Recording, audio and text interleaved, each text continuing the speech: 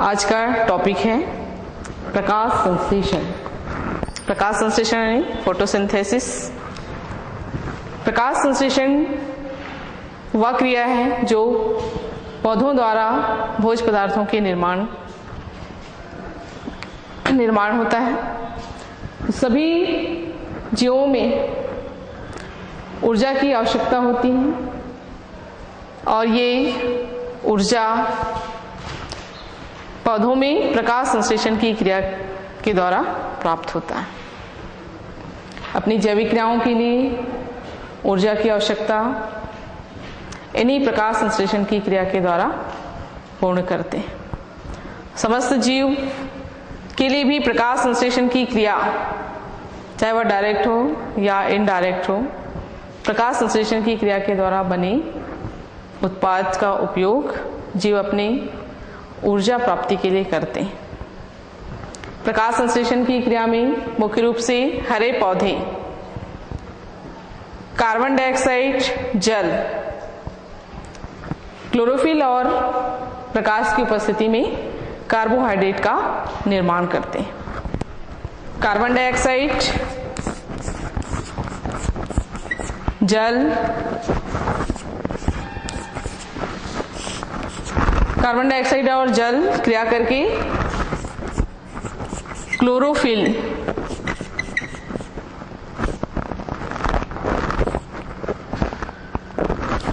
की उपस्थिति में और लाइट की उपस्थिति में क्रिया करके कार्बोहाइड्रेट का निर्माण करते हैं। साथ ही ऑक्सीजन गैस मुक्त होती है। प्रकाश संश्लेषण की क्रिया में क्या क्या बनता है? कार्बोहाइड्रेट, ऑक्सीजन और जल।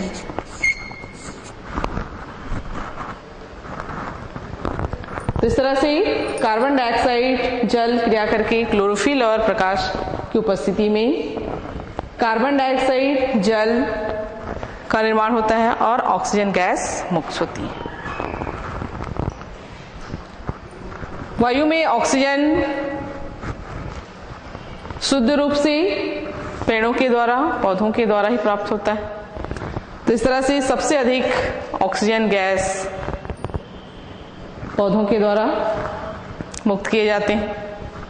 तो प्रकाश संश्लेषण एक ऐसी जैव रासायनिक क्रिया है जिसमें हरे पौधे पर्णहरिम की उपस्थिति में प्रकाश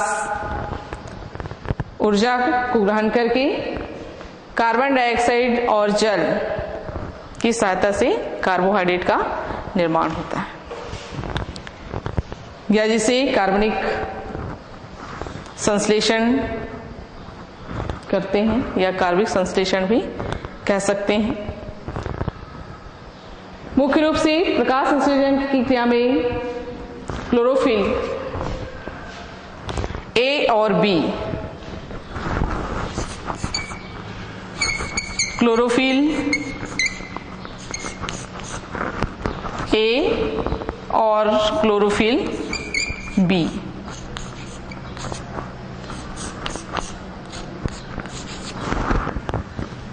प्रकाश संश्लेषण क्रिया में मुख्य पिगमेंट्स होते हैं, वर्णक होते हैं। इसके अतिरिक्त और अन्य पिगमेंट्स क्लोरोफिल के साथ ये प्रकाश संश्लेषण क्रिया में ऊर्जा का अवशोषण करने में सहायक होते हैं और ये क्लोरोफिल को ही ऊर्जा संग्रह करके क्लोरोफिल को देते हैं। तो क्लोरोफिल के थैलेकॉइड संरचना में, लवक क्लोरोफिल के थैलेकॉइड संरचना में ये क्लोरोफिल अणुओं के समूह के रूप में पाए जाते हैं जिन्हें कॉन्टासोम कहते हैं। कॉन्टासोम क्या है? हरित लवक में उपस्थित क्लोरोफिल के अणु समूह में जो पाए जाते हैं उसे हम कॉन्टासोम कहते हैं। अल्प विकसित प्रोकैरियोट जीवों में थैलेकॉइड हरित लवक में न रहकर जीव द्रव में पाया जाता है। यह प्रकाश संश्लेषण क्या है और किन की उपस्थिति में यह क्रिया होती है? तो मुख्य रूप से किसकी उपस्थिति होनी चाहिए? क्लोरोफिल और प्रकाश की उपस्थिति होनी चाहिए, तभी प्रकाश संश्लेषण क्रिया संपन्न होगा, जिसमें कार्बोहाइड्रेट का निर्माण होगा, जल और ऑक्सीजन गैस मुक्त होती है। पौधे वातावरण से कार्बन डाइऑक्साइड, जल, लाइट का अवशोषण करके और कार्बोहाइड्रेट का निर्माण करते हैं। इस तरह से प्रकाश संश्लेषण एक प्रकार से जीवों में होने वाली जैव रासायनिक क्रिया। ऊर्जा के स्रोत प्रकाश, ऊर्जा के स्रोत के रूप में प्रकाश, मुख्य रूप से ऊर्जा स्रोत प्रकाश के रूप में तरंगों के द्वारा, तरंगों के रूप में सूर्य से पृथ्वी तक पहुंचता है, जिसमें विभिन्न प्रकाश के जो रंग हैं, विबजोर जो 7 रंगों से मिलकर बना है,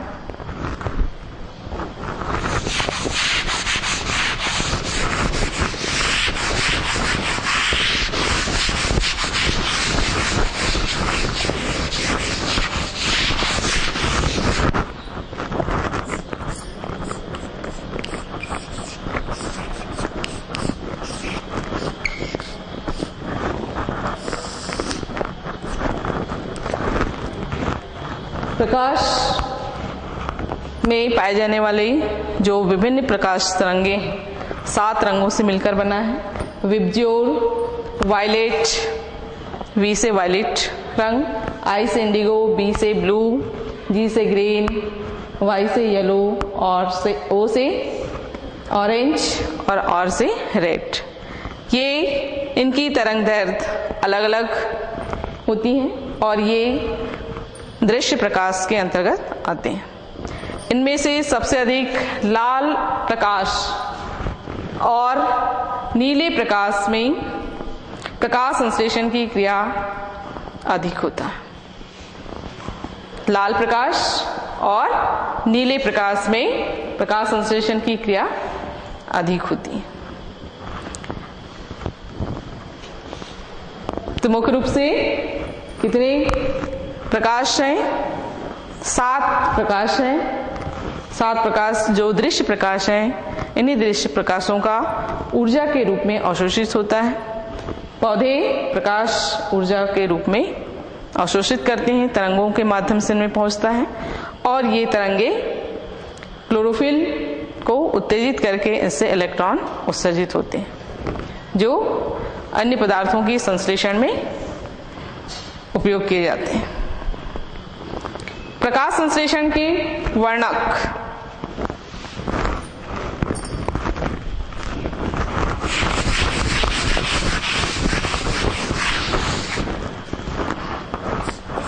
प्रकाश संश्लेषण के पिगमेंट, बहुत सारे पिगमेंट्स हैं जो मुख्य रूप से क्लोरोफिल ए और बी ये प्रकाश संश्लेषण में मुख्य भूमिका निभाती है। इसके अलावा ज़ैंथोफिल, कैरोटीन, फाइकोब्लिन ये क्लोरोफिल पिगमेंट्स हैं। क्लोरोफिल ए, क्लोरोफिल बी,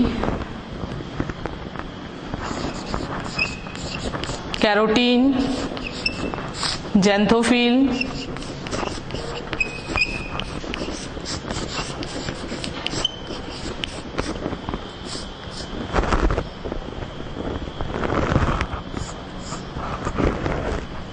तो इस तरह से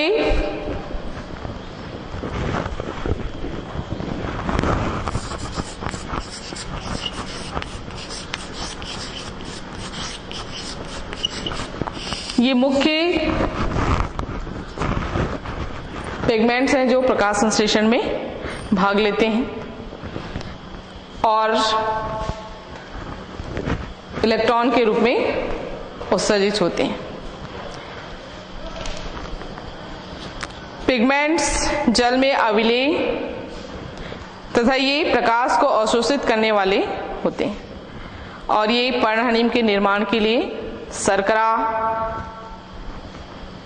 नाइट्रोजन यौगिक, magnesium, manganese, iron, zinc, copper,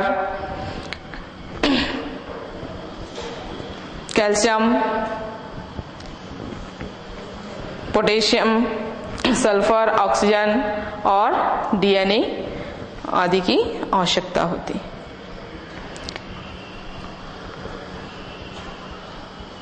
तो जब पादपों में इनकी कमी होती है तो ये पीले पड़ जाते हैं और इस प्रकार के जो पीले वर्णक बनता है उसे प्रोटोक्लोरोफिल कहा जाता है।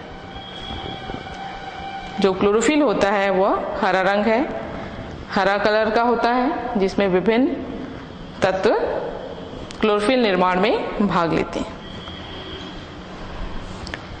अब आते हैं हम प्रकाश संश्लेषण की क्रियाविधि।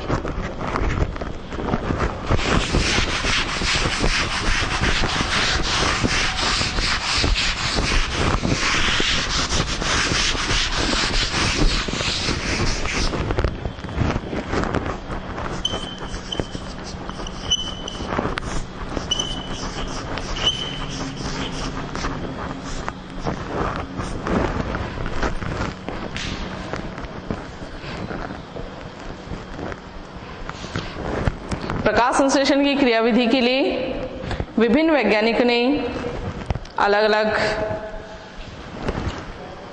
सिद्धांत प्रस्तुत किए। इनमें से मुख्य रूप से प्रकाश में उपस्थित सर्वप्रथम पौधों में उपस्थित पिगमेंट के द्वारा प्रकाश ऊर्जा का अवशोषण होता है।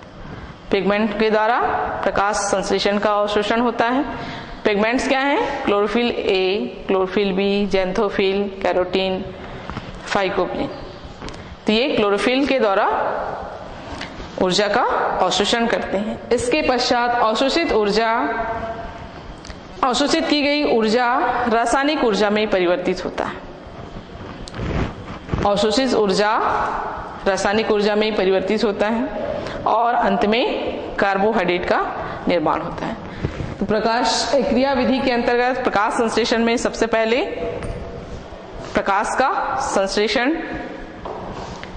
पिगमेंटों के द्वारा ऊर्जा का संश्लेषण होता है। फिर उसमें पदार्थ प्रकाश ऊर्जा रासायनिक ऊर्जा में परिवर्तित होते हैं और अंत में कार्बोहाइड्रेट का निर्माण होता है।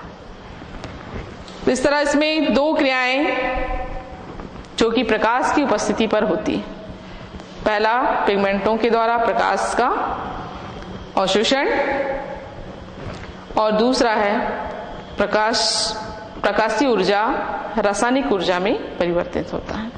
तो ये दोनों क्रियाएं प्रकाश की उपस्थिति पर निर्भर होती हैं, इसलिए इस क्रिया को प्रकाश अभिक्रिया भी कह सकते हैं। प्रकाश की उपस्थिति में होने के कारण ये दोनों क्रियाएं किस तरह की हैं? प्रकाश अभिक्रिया। और अंत में जब जटिल कार्बनिक पदार्थ कार्बोहाइड्रेट का निर्माण होता है वह प्रकाश की अनुपस्थित में होता है या प्रकाश की आवश्यकता नहीं होती। इसे अंधकार रिएक्शन कहा गया या अंधकार अभिक्रिया कहा जाता है। इस तरह से प्रकाश संश्लेषण की जो क्रियाविधि है, दो क्रियाविधि इसके अंतर्गत आते हैं, प्रकाशीय अभिक्रिया और दूसरा अंधकार अभिक्रिया। इसमें सबसे पहले हम देखेंगे प्रकाशीय अभिक्रिया, जो प्रकाश की उपस्थिति में पिगमेंटों के माध्यम से ऊर्जा का अवशोषण होता है और उससे इलेक्ट्रॉन उत्सर्जित होते हैं और ये इलेक्ट्रॉन दूसरे तत्वों के द्वारा ग्रहण कर लिया जाता है। तो प्रकाश अभिक्रिया के लिए कई वैज्ञानिकों ने अलग अलग प्रमाण प्रस्तुत किए। इनमें से इमर्शन प्रभाव यह सबसे अधिक महत्वपूर्ण है। एक क्वांटम प्रकाश का अवशोषण करने के पश्चात मुक्त ऑक्सीजन के अणुओं की संख्या को क्वांटम उत्पादन कहते हैं। एक क्वांटम प्रकाश का अवशोषण करने के पश्चात मुक्त ऑक्सीजन के अणुओं की संख्या को ही क्वांटम उत्पादन कहा जाता है। इसमें रॉबर्ट इमर्सन ने और उनके सहयोगी ने पाया कि कार्बन डाइऑक्साइड के एक अणु के अपचयन और ऑक्सीजन के एक अणु के उत्पन्न करने के लिए प्रकाश के 8 क्वांटम की आवश्यकता होती है। कितने क्वांटम की? 8 क्वांटम। और इस तरह से इमर्सन और लुईस ने क्लोरेला नामक शैवाल में मोनोक्रोमेटिक प्रकाश में रखा। मोनोक्रोमेटिक मतलब एक ही प्रकार के प्रकाश में रखा, तो जिससे क्वांटम उत्पादन व तरंगों के बीच ग्राफ खींचा गया और पाया गया कि 680 nm तरंगदैर्घ्य वाले प्रकाश में क्वांटम उत्पादन सबसे कम है। क्वांटम उत्पादन यानी इलेक्ट्रॉन ऑक्सीजन अणुओं की इलेक्ट्रॉनों की संख्या की क्वांटम संख्या है, क्वांटम उत्पादन है जो कम होती है। एक प्रकाश में रखने पर क्वांटम उत्पादन की संख्या कम होती। तो इस तरह से क्वांटम उत्पादन में अचानक गिरावट आता है, तो ये कहलाता है रेड ड्रॉप। प्रकाश संश्लेषण की क्रिया में ऑक्सीजन अणुओं का निकलने की संख्या कम हो जाना क्या है? Red drop.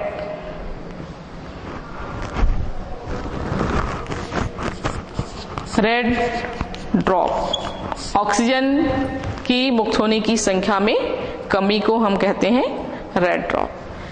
रेड ड्रॉप कब उत्पन्न हुआ? प्रकाश संश्लेषण की क्रिया के दौरान एक ही प्रकार के प्रकाश दिए जाते हैं जिससे उनमें इलेक्ट्रॉन उत्सर्जन की संख्या कम हो जाती है और वही कहलाता है रेड ड्रॉप। बाद में पुनः इसे इमर्सन ने द्वितीय प्रयोग सेकंड प्रयोग के दौरान यह निष्कर्ष निकाला गया कि जब 280 nm वाले प्रकाश तरंगदैर्घ्य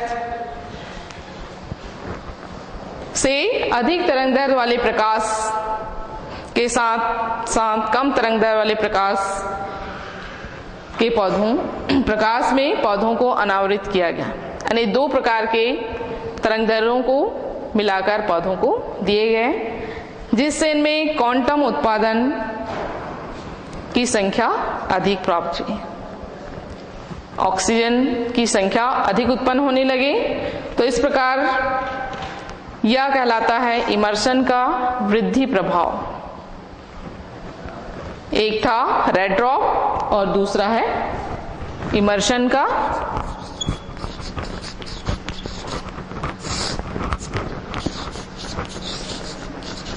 वृद्धि प्रभाव। तो इसमें 2 अलग अलग तरंगदैर्घ्य वाले प्रकाशों को साथ में दिया गया, जिससे ऑक्सीजन की संख्या में वृद्धि हुई। रेड ड्रॉप में पौधों को एक ही प्रकार के प्रकाश दिए गए, जिससे इलेक्ट्रॉन की संख्या उसमें कम उत्पन्न होते हैं, ऑक्सीजन के अणु की संख्या कम उत्पन्न होता है, यह कहलाता है रेड ड्रॉप। इस तरह से इमर्सन ने प्रयोग के दौरान देखा कि पौधों को अगर एक ही प्रकार की लाइट दें तो उसमें ऑक्सीजन निकलने की क्षमता कम होती है, और 2 तरह के प्रकाश को अगर मिलाकर प्रकाश दिया जाए तो उनमें ऑक्सीजन की मात्रा निकलने की मात्रा अधिक होता है। तो इसे इमर्सन का वृद्धिकारी प्रभाव कहते हैं।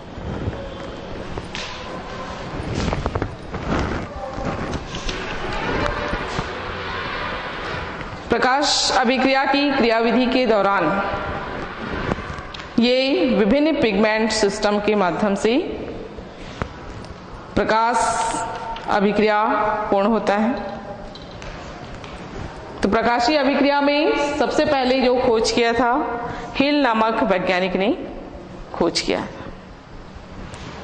और ये प्रकाश की उपस्थिति पर क्रिया होता है, इसलिए इसे प्रकाशीय अभिक्रिया भी कहा जाता है और इसे हील रिएक्शन भी या हील अभिक्रिया भी कहा जाता है। तो प्रकाश संश्लेषण की क्रियाविधि में पहली विधि क्या है? प्रकाश अभिक्रिया या हील अभिक्रिया। तो इसमें प्रकाश अभिक्रिया में पिगमेंट्स जो फोटॉन्स के रूप में ऊर्जा का अवशोषण करते हैं, जो फोटॉन्स निकलते हैं ऊर्जा अवशोषित करके क्लोरोफिल ए को देते हैं। जितने भी सहयोगी इनके और क्लोरोफिल पिगमेंट्स हैं, क्लोरोफिल ए, बी, इस मुख्य पिगमेंट्स हैं। इनके सहयोगी कैरोटीन, ज़ैंथोफिल और फाइकोबिन। ये पिगमेंट्स ऊर्जा का अवशोषण करके क्लोरोफिल ए पिगमेंट्स को देता है। और यहाँ पर एक P700 ये रिएक्शन सेंटर है जिसमें क्लोरोफिल पाए जाते हैं और P700 तरंगदैर्ध्य वाले प्रकाश उपस्थित होते हैं, जिससे जैसे ही इलेक्ट्रॉन अवशोषित करते हैं तो इनमें इलेक्ट्रॉन आवेश के होने के कारण इसकी ऑक्सीकरण हो जाता है और इससे इलेक्ट्रॉन उत्सर्जित होने लगते हैं। एक्स्ट्रा एनर्जी आने के कारण इलेक्ट्रॉन कक्षक से बाहर निकल जाते हैं और अन्य स्तर पर दूसरी यौगिक के द्वारा इस इलेक्ट्रॉनों का अवशोषण किया जाता है। यहाँ पर X एक अज्ञात यौगिक के रूप में इलेक्ट्रॉन का अवशोषण होता है। ये इलेक्ट्रॉन जो 4 इलेक्ट्रॉन हैं फेरिडॉक्सिन रेडियोसिटी सिस्टम के माध्यम से ये पिगमेंट सिस्टम से एक अपचयक यौगिकों के माध्यम से NADPH2 में परिवर्तित होते हैं। तो यहाँ पर X जो 4 इलेक्ट्रॉन का अपचयित होकर ऑक्सीकृत हो जाते हैं फेरिडॉक्सिन रेडियोसिटी सिस्टम। ये ऑक्सीकृत होकर 4 इलेक्ट्रॉन निकलते हैं और फेरिडॉक्सिन बनाते हैं।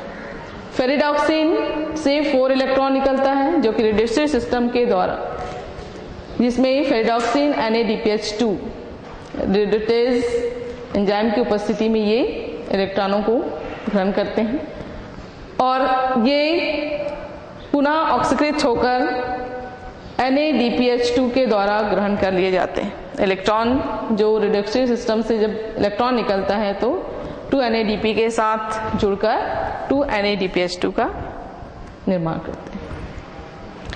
4 इलेक्ट्रॉन 2NADP का निर्माण करता है। यहाँ पर पिगमेंट सिस्टम सेकंड में ये भी प्रकाश का अवशोषण करके क्लोरोफिल ए को देते हैं, जिसमें तरंगदैर्ध्य या रिएक्शन सेंटर होता है। वहाँ पर 680 तरंगदैर्ध्य वाले प्रकाश पर रिएक्शन सेंटर पर क्रिया होती है। इसमें 4 इलेक्ट्रॉन उत्सर्जित होती हैं। ये क्विनोन के द्वारा ग्रहण कर लिए जाते हैं। क्विनोन साइटोक्रोम B559 के द्वारा ये इलेक्ट्रॉन को ग्रहण करता है। यहाँ पर भी 4 इलेक्ट्रॉन उत्सर्जित होते हैं। क्विनोन से 4 इलेक्ट्रॉन उत्सर्जित होता है जो साइटोक्रोम B509 के द्वारा ग्रहण होता है। पुनः ये प्लास्टोक्विनोन के द्वारा इलेक्ट्रॉन प्लास्टोक्विनोन में अपचयित हो जाते हैं। प्लास्टोक्विनोन से पुनः ये 4 इलेक्ट्रॉन निकलते हैं और ये साइटोक्रोम F में चले जाते हैं। यहाँ पर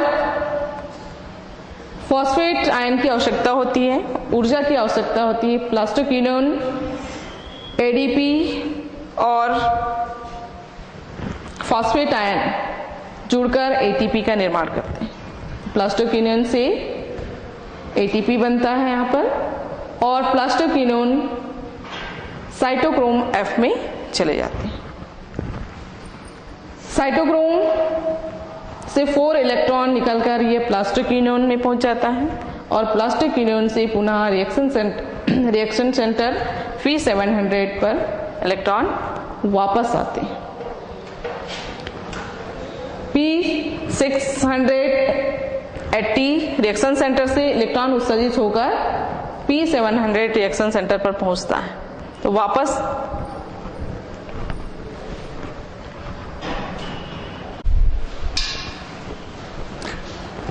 पिगमेंट सिस्टम फर्स्ट में इलेक्ट्रॉन पुनः वापस आते हैं, तो साइटोक्रोम F से 4 इलेक्ट्रॉन निकलता है और पुनः पिगमेंट सिस्टम 7 में पहुंचते हैं। तो इस तरह से पिगमेंट सिस्टम फर्स्ट में निकलने हुए इलेक्ट्रॉन वापस पिगमेंट सिस्टम सेकंड में नहीं आते, इसलिए ये अचक्रीय फोटोफॉस्फोरिलेशन कहलाता है। यहाँ पर हम देखते हैं P780 से निकलकर इलेक्ट्रॉन वापस कहाँ पहुंचता है? पिगमेंट सिस्टम फर्स्ट में। तो इस तरह से ये 2 से फर्स्ट में आता है, इसलिए ये नॉन साइक्लिक है। यहाँ हम देखेंगे पिगमेंट सिस्टम फर्स्ट से निकले हुए इलेक्ट्रॉन X अज्ञात यौगिक के द्वारा इलेक्ट्रॉन निकलते हैं, फेरेडॉक्सिंग रेडियो सिस्टम से होता हुआ फेरेडॉक्सिन रिड्यूस के द्वारा इलेक्ट्रॉन ग्रहण कर लेते हैं और ये इलेक्ट्रॉन पुनः उत्सर्जित होते हैं। 4 इलेक्ट्रॉन साइटोक्रोम B6 में चले जाते हैं। इसी फेरेडॉक्सिन रिड्यूस के दौरान ADP और फॉस्फेट आयन मिलकर ATP का निर्माण करता है। यहाँ पर एक ऊर्जा उत्पन्न होता है। साइटोक्रोम B6 पुनः उत्तेजित होकर इलेक्ट्रॉन मुक्त करते हैं और ये साइटोक्रोम F में चले जाते हैं। यहाँ पर भी ऊर्जा मुक्त होता है, जिससे ADP और फॉस्फेट आयन मिलकर ATP का निर्माण करते हैं। साइटोक्रोम पुनः 4 इलेक्ट्रॉन उत्सर्जित करता है और प्लास्टोक्विनोन के द्वारा ग्रहण होता है। प्लास्टोक्विनोन ग्रहण करके P700 पिगमेंट सिस्टम फर्स्ट में लाते हैं। तो P700 पिगमेंट सिस्टम फर्स्ट से इलेक्ट्रॉन निकलने के बाद वापस साइटोक्रोम F और प्लास्टोक्विनोन से होता हुआ पिगमेंट सिस्टम 7 में पहुंचता है। तो इस प्रकार का जो साइकिल है वापस अपने ही स्थान पर आते हैं, वो कहलाते हैं साइक्लिक फोटोफॉस्फोरिलेशन। प्रकाशीय चक्रीय अभिक्रिया है। प्रकाश की उपस्थिति में होने वाली क्रियाएं क्या कहलाएंगी? प्रकाशीय अभिक्रिया। प्रकाश की उपस्थिति में पदार्थों का संश्लेषण होता है, इसलिए प्रकाश फोटोफॉस्फोरिलेशन कहलाता है। पिगमेंट सिस्टम P780 के स्थान पर यहाँ जब क्लोरीन और मैग्नीशियम आयन की उपस्थिति में जल का अपघटन होता है। जल का अपघटन होने से OH आयन ऑक्सीजन मुक्त करते हैं और हाइड्रोजन आयन, यहाँ पर क्या है 4 हाइड्रोजन आयन मुक्त होता है। जल के विघटन से OH आयन और H आयन, हाइड्रोजन आयन ये NADPH2 के साथ मिलकर NADPH+2H का निर्माण करते हैं।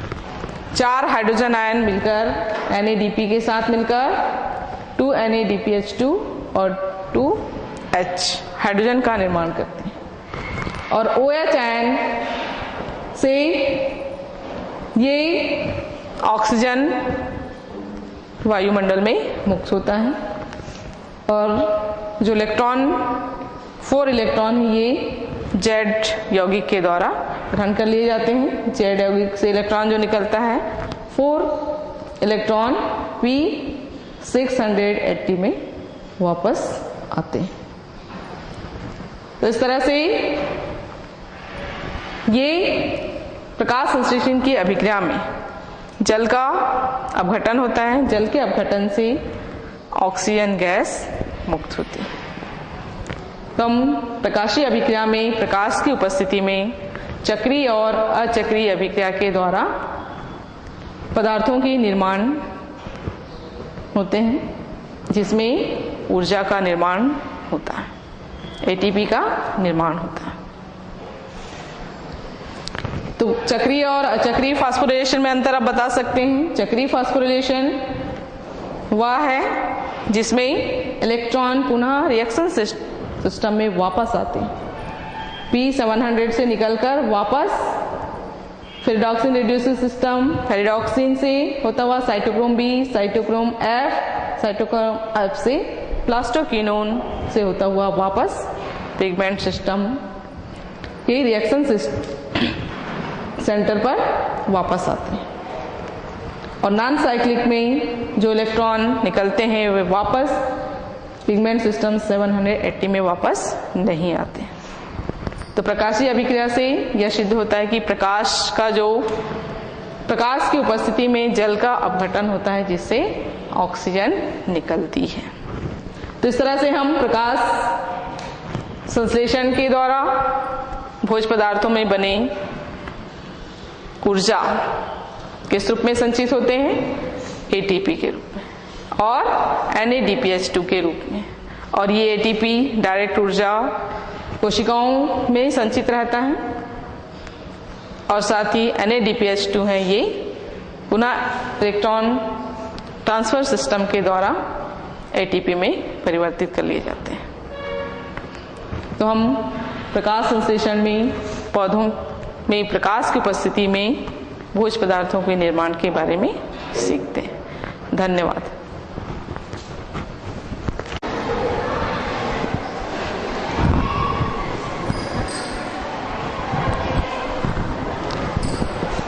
बच्चों, हम प्रकाश संश्लेषण की अभिक्रिया का अध्ययन कर रहे थे, जिसमें प्रकाश संश्लेषण की जो क्रिया होती है उसका जो समीकरण है, जिसमें कार्बन डाइऑक्साइड और जल क्रिया करके कार्बोहाइड्रेट का बनाते हैं, उसमें कुछ सुधार करना है आपको। उसको सुधार को देख लीजिए। 6CO2 12H2O और ये क्लोरोफिल और प्रकाश की उपस्थिति में ये क्रिया होती है, जिसके फलस्वरूप कार्बोहाइड्रेट का निर्माण होता है।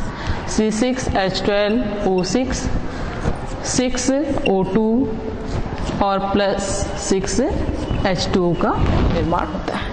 तो इसमें ऑक्सीजन के 6 अणु छूट गए थे, उसको आप सुधार लीजिए और यहाँ पर 6O2 है। C6H12O6 + 6O2 + 6H2O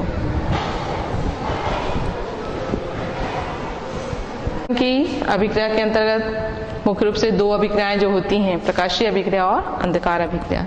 इस प्रकाशीय अभिक्रिया में, जिसमें प्रकाश की उपस्थिति में भोज्य पदार्थों का संश्लेषण होता है, जिसमें हरित लवक इलेक्ट्रॉनों का अवशोषित करके उत्तेजित अवस्था में जब आते हैं तो रिएक्शन सेंटर जो कि P700 से इलेक्ट्रॉन ये उत्तेजित होकर एक X उत्पाद के रूप में के द्वारा इलेक्ट्रॉन को ग्रहण कर लिया जाता है। ये रिड्यूस होकर फेरिडॉक्सिन रिड्यूसिंग सिस्टम से होता हुआ इलेक्ट्रॉन दूसरे उत्पाद में फेरिडॉक्सिन रिड्यूसिंग सिस्टम से होता हुआ रिडक्शन FAD-NADPH2 रिडक्टेज के द्वारा ये इलेक्ट्रॉन ग्रहण किए जाते हैं। और फेरिडॉक्सिन रिड्यूसिंग सिस्टम से जो 4 इलेक्ट्रॉन जो उत्सर्जित होते हैं, ये इलेक्ट्रॉन साइटोक्रोम B6 में चले जाते हैं। इस समय भी एक इलेक्ट्रॉन जब निकलते हैं तो फास्फेट अणुओं का निर्माण होता है, जिसमें ATP का निर्माण होता है। ADP और फास्फेट अणु मिलकर ATP का निर्माण करते हैं। साइटोक्रोम B6 से जब इलेक्ट्रॉन ये उत्सर्जित होते हैं तो ये साइटोक्रोम F में चला जाता है। साइटोक्रोम F से जब इलेक्ट्रॉन उत्सर्जित होते हैं तो प्लास्टोसाइनोन प्रोडक्ट में उत्पाद में पहुंचते हैं और ये प्लास्टोसाइनोन इलेक्ट्रॉन पुनः रिएक्शन सेंटर में पहुंच जाते हैं। तो इस तरह से हम जो पिगमेंट सिस्टम फर्स्ट में जब देखते हैं तो इलेक्ट्रॉन का जो उत्सर्जन जब उत्तेजित होते हैं तो पुनः ये वापस इसी रिएक्शन सेंटर पर आते हैं। तो ये साइक्लिक फोटोफॉस्फोरिलेशन कहलाता है। उसी तरह जब दूसरा जो पिगमेंट सिस्टम होता है, जिसमें इलेक्ट्रॉन का जब उत्सर्जन होता है, रिएक्शन सिस्टम यहाँ पर है, P680, ये जब इलेक्ट्रॉन फोटॉन्स के रूप में इलेक्ट्रॉन जब अवशोषित होते हैं तो ये इलेक्ट्रॉन यौगिक Q के द्वारा ये ग्रहण कर लिए जाते हैं और ये साइटोक्रोम B559 के द्वारा ग्रहण किया जाता है। फिर साइटोक्रोम B559 से प्लास्टोक्विनोन में जाता है और इसी तरह ये इलेक्ट्रॉन जब उत्सर्जित होते हैं उस समय यहाँ पर फॉस्फेट अणु ATP का निर्माण होता है। ADP और फॉस्फेट अणु मिलकर ATP का निर्माण करते हैं। इस समय ये 4 इलेक्ट्रॉन साइटोक्रोम F में चले जाते हैं और साइटोक्रोम F से जब इलेक्ट्रॉन ग्रहण किया जाता है तो ये इलेक्ट्रॉन पुनः पिगमेंट सिस्टम फर्स्ट में चले जाते हैं। तो ये पिगमेंट सिस्टम सेकंड से उत्सर्जित जो इलेक्ट्रॉन है ये पिगमेंट सिस्टम सेकंड में वापस नहीं आता, ये पिगमेंट सिस्टम फर्स्ट में चले जाते हैं। तो इस प्रकार यहाँ पर जो नॉन साइक्लिक फोटोफॉस्फोरिलेशन होता है और पिगमेंट सिस्टम फर्स्ट में साइक्लिक फोटोफॉस्फोरिलेशन होता है जो कि reaction system pigment system first से निकले हुए जो इलेक्ट्रॉन है पुनः रिएक्शन सिस्टम फर्स्ट में वापस आते हैं। तो इस तरह यहाँ पर साइक्लिक फोटोफॉस्फोरिलेशन ये छूट गया है। यहाँ पर आपको इसको साइक्लिक फोटोफॉस्फोरिलेशन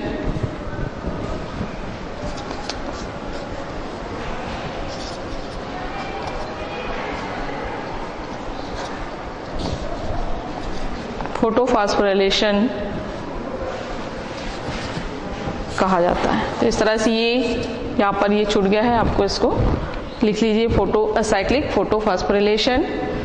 और इसी तरह जब जल का ऑक्सीकरण होता है तो जल में जो ऑक्सीकरण होते हैं जिसमें OH आयन 4 इलेक्ट्रॉन निकलता है, ये क्लोराइड आयन और मैग्नीशियम आयन की उपस्थिति में ये OH 4OH ये जेड यौगिक के द्वारा इलेक्ट्रॉन को ग्रहण करते हैं। यहाँ पर भी 4 इलेक्ट्रॉन जो उत्सर्जित होता है इसको सुधार लेंगे, इसमें आप लिख लीजिए 4 इलेक्ट्रॉन उत्सर्जित होते हैं और OH में माइनस आवेश बनाना है और ये पिगमेंट सिस्टम फर्स्ट में इलेक्ट्रॉन पहुंच जाते हैं। इस तरह से जल के ऑक्सीकरण के दौरान जो इलेक्ट्रॉन निकलता है ये पिगमेंट सिस्टम सेकंड में पहुंचता है।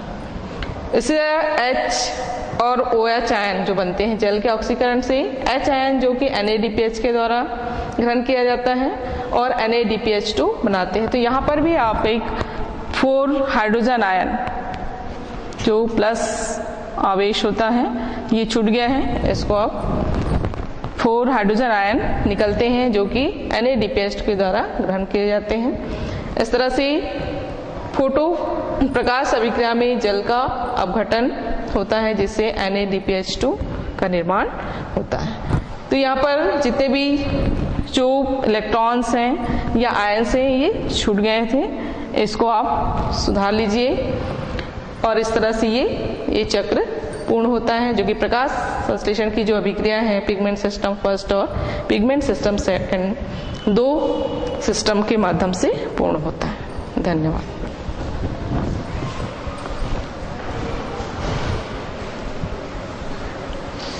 ठीक था। प्रकाशीय अभिक्रिया में नॉन साइक्लिंग में थोड़ा सा देख लीजिए, इसमें स्पेलिंग मिस्टेक है। साइक्लिक फोटोफॉस्फोराइलेशन फोटोफॉस्फोराइलेशन की क्रिया होती है जो कि पिगमेंट सिस्टम फर्स्ट में पूर्ण होता है।